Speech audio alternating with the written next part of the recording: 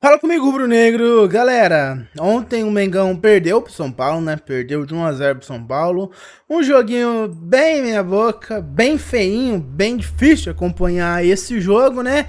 Mas o fim o Mengão foi superado pelo São Paulo por um gol de escanteio. Pra variar, né? O Mengão tomando pouco gol de escanteio essa temporada, graças a Deus. Um gol de escanteio de cabeça, um golaço de cabeça.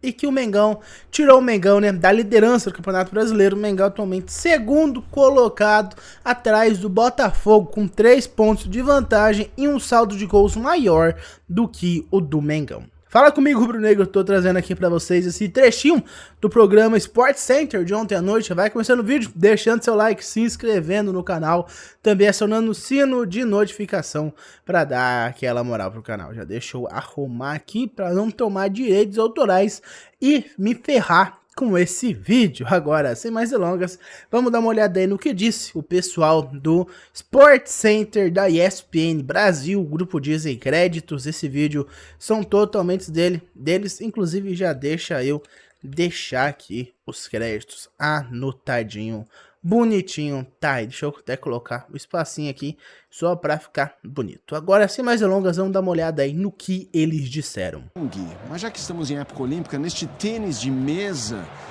aqui no Sport Center de São Paulo para Flamengo, Flamengo para São Paulo, Gabigol, Rodrigo Bueno, e depois eu quero ver o Ayrton Serra também. Numa utilização inicial de meia, depois jogou algumas partes pelo setor mais lateral de campo. Muita gente achando que o Tite está tentando fazer isso, não para que ele seja depois titular, jogando assim com o Pedro, mas para aumentar o repertório de possibilidades de utilização do Gabigol, para não ser só uma coisa binária com o Pedro. O que você achou? Não só desse jogo, o que você pensa da ideia, Bueno? A ideia é boa, né? O Gabigol, ele é muito versátil, né? Talvez por conta do apelido, as pessoas associam o Gabigol, tem que fazer gol. Jogou bem e fez gol. E não é assim. Na época do Dorival, ele abriu mão, né, da centroavância, né? Sim. De forma brincadeira aqui, essa centroavância. Super importante Pedro, pra e ele jogou fase mais do gol aberto. do Pedro. No Santos, né? Nos times que ele jogou Sim, muitas o Ricardo vezes. Oliveira, lembra? Circulava, né? Ele tem capacidade para armar, um jogador que tem boa técnica, boa visão de jogo. Ele não é o Arrascaeta, Sim. ele não é o Gerson. Ele tem características diferentes. Mas ele tem um poder de liderança muito bem, né? O Carlinhos ali serviu como poste, como referência, e ele participando da jogada, circulando por ali. Então é possível sim jogar junto com o Pedro. E é possível aproveitar o Gabigol de várias formas. E é preciso dizer, já não é de hoje que o Gabigol voltou a jogar bem, né? Fez gol decisivo de pênalti, tem participado ativamente do time, voltou a ter digamos, uma vontade 400%. extra, parece, de defender o Flamengo. A gente imagina que pelo menos até o fim do ano vai ser nesse pique. E está se mostrando agora, de fato, um jogador não imprescindível como já foi, mas importante e útil para o Tite em muitos momentos. Numa partida de hoje, por exemplo, com um time alternativo, o Gabigol foi uma das principais figuras do Flamengo, né? Da forma que foi escalado, como foi utilizado, ele também criou dificuldades para o São Paulo. É um jogador que prende a bola, tem bom passe, né? Tem bom entendimento com o Bruno Henrique. Eu lamentei até porque o Bruno Henrique saiu logo no intervalo, né? O Gerson entrou, melhorou o time, mas a parceria do Bruno Henrique com o Gabigol é algo que se perdeu no Flamengo, né? Infelizmente, na era Tite, né? Os dois que eram, né, digamos assim, unha e carne, né? Eram muito parceiros, agora pouco jogam juntos. Mas o Gabigol ainda tem muita coisa para oferecer para esse time do Flamengo. Quero ouvir você também, meu amigo Ayrton Serra, sobre esse tema Gabigol. Bom, o Tite já não teria o Pedro, né? Mesmo estando no banco de reservas, Pedro estava cumprindo suspensão, não ficou nem no banco. Então, era natural que o Carlinhos fosse titular e passasse boa parte do jogo como titular, porque tem entrado no lugar do Pedro com o Tite nos últimos jogos. O Carlinhos que tocou 6 vezes na bola no jogo bem inteiro, quando né? entra. A bola não chegou. Esse não E foi ele o caso, também né, não de tem hoje. essa mobilidade, essa participação que o Pedro tem.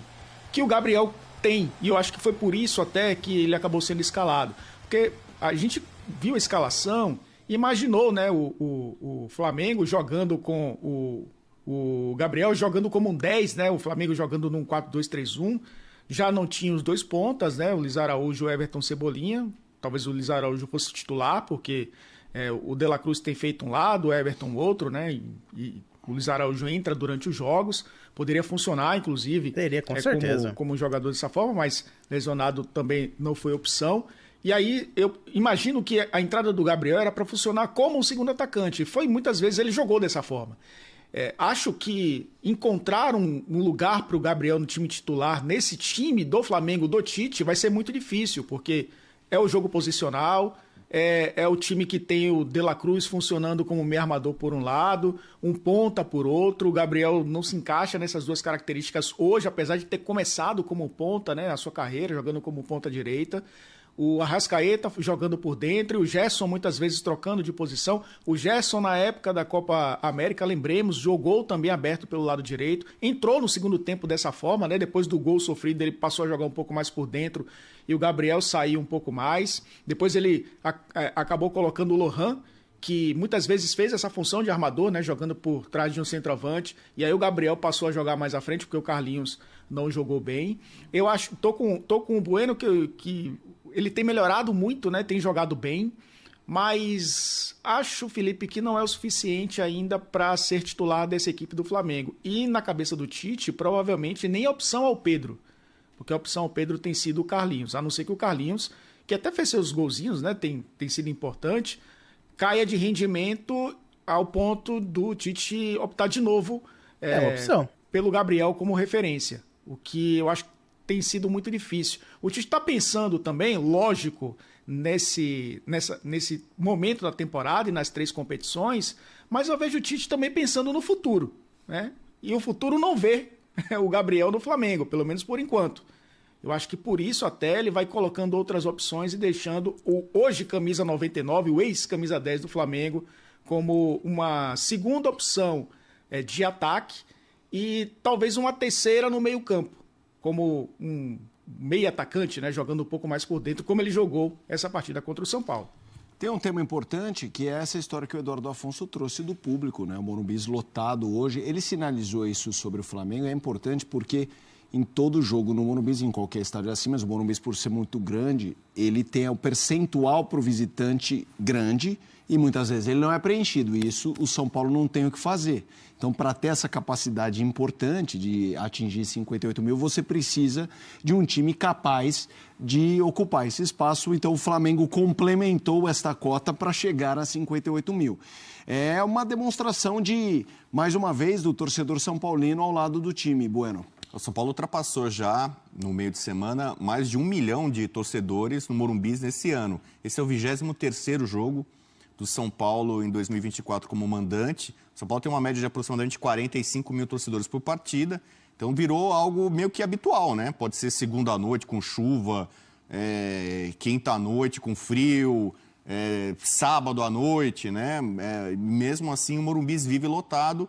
Claro que é uma política que o São Paulo fez, ingressos um pouco mais baratos, tem setor popular, como você tem um estádio grande, você pode, nas arquibancadas, né, sobretudo ali, oferecer ingressos mais baratos. Por isso que o São Paulo tem feito esse slogan de mais popular. Flamengo e São Paulo são as 2 maiores médias de público do campeonato, né? Então, olha aí. São jogos sempre de casa cheia. No Rio ou em São Paulo, esse confronto tem sido muito procurado, digamos assim, né? E a tendência é os 2 times com decisões daqui para frente, né? De Copa do Brasil, de Libertadores, baterem ainda mais seus recordes de público, né? Essas médias devem aumentar com o decorrer das próximas partidas de caráter mais decisivo, eliminatório. Então aí está, galera, o pessoal falando aí, cara, o Morumbi batendo de frente aí com o Maracanã, tendo a segunda maior média de público aí, atrás apenas do Mengão, cara, e o Tite aí botando o Gabigol pra fazer uma posição que não é a dele, tá tudo bem, o Gabigol, os jogadores estão aí pra isso, né, eles não são obrigados, não são máquinas que funcionam apenas com a programação, lateral joga lateral, zagueiro joga zagueiro, atacante joga atacante, centroavante, ponta esquerda joga na ponta esquerda, não joga na ponta direita, não faz meio campo, não são, tanto que você viu o Léo Ortiz aí zagueiro jogando mais uma vez no meio campo e mais uma vez o Léo Ortiz jogando bem, né, o Léo Ortiz zagueiro jogando muito bem no meio campo, o Léo Ortiz é um monstro. Infelizmente o Mengão acabou perdendo, né? O São Paulo jogou bem, até o Flamengo não fez um bom jogo, mas eu não vou criticar o Tite por ele ter poupado. Por quê? Vamos supor aqui, Flamengo joga no dia 7, joga daqui a 3 dias. Você pode colocar 2 aí, porque hoje é para os jogadores se recuperarem de fazer alguma coisa, né? Se bem que não tinha ninguém no time principal, né? Então vai dar uma poupada e o pessoal vai conseguir descansar bem, né? Tomara que tenhamos o Cebolinha aí de volta para o jogo contra o Palmeiras, né? O jogo de volta das oitavas da Copa do Brasil. Jogo de volta, jogo que vai definir no Allianz Parque, no dia 7. Imaginemos aqui que o Tite utilizava o Gerson, utilizava o De La Cruz, o Rascaeta, botava o Pedrão aí, botava o Cebolinha talvez, colocava Cebolinha, botava Fabrício Bruno, botava Varela, ele colocou o Vinha para jogar. Vamos supor que o Flamengo ganhe do São Paulo, tivesse ganho do São Paulo ontem e tivesse mantido a sua liderança no Brasileirão. O torcedor ia ficar feliz, ia comemorar. O motivo, claro, o Flamengo segurando a sua liderança brasileira, uma coisa difícil de se manter, né? Daí, no dia 7, o Flamengo perde pro Palmeiras, perde 3-0, vai nem pros pênaltis, 3-0, Mengão cai nas oitavas de final da Copa do Brasil pro Verdão. O que iam falar pro Tite? O Flamengo perdeu porque o Tite não poupou, contra o São Paulo. Ganhamos o jogo contra o São Paulo, mas os jogadores ficaram cansados. Então a culpa é do Tite. A culpa é do Tite, do Mengão ter caído da Copa do Brasil nas oitavas de finais, depois de ter aberto 2-0 de vantagem em cima do Palmeiras no Maracanã. Vocês acham que o pessoal não ia falar isso? Se o Flamengo jogasse mal, o pessoal já ia criticar o Tite, falando, ó, por que colocou contra o São Paulo? Por que não poupou? Tem um elenco tão caro assim pra quê? Pra não utilizar? Pra ir com força total todo o jogo? Para os jogadores jogarem mal no jogo decisivo contra o Palmeiras no dia 7? Então, eu não culpo o Tite porque ele tá visando algo muito mais importante do que uma rodada do Campeonato Brasileiro que é totalmente recuperável. Tá visando o jogo de volta das oitavas de finais da Copa do Brasil contra o Palmeiras no Allianz Parque. Então, eu não vou crucificar o Tite. Ele foi com um time completamente reserva. O único titular dali era o Ross, com o Matias Vinha sendo uma dúvida se é titular ou não, o Wesley também. Então ele foi com o time completamente reserva. Meio campo então nem se fala. Dupla de zaga também reserva, tirando, você pode colocar o Carolina aí como jogador titular se você quiser. Então eu não culpo o Tite, ele tá visando o jogo de volta, um jogo importantíssimo. Copa do Brasil é ponto corrido. Oitavas finais, Brasileiro, ponto corrido. Copa do Brasil, eliminatória. Perder pro Verdão, tá fora da Copa do Brasil. Então eu completamente compreendo o Tite. Não vou reclamar, não vou julgar ele, não vou criticá-lo por ter ido com um time reserva contra o São Paulo. Mas por enquanto foi isso, meus amigos. Muito obrigado por ter me ouvido até aqui. E lembrando, deixe seu like, se inscreve no canal. Também acione o sino de notificação. Eu vejo vocês no próximo vídeo. Um abraço a todos e até mais. Vamos, Flamengo!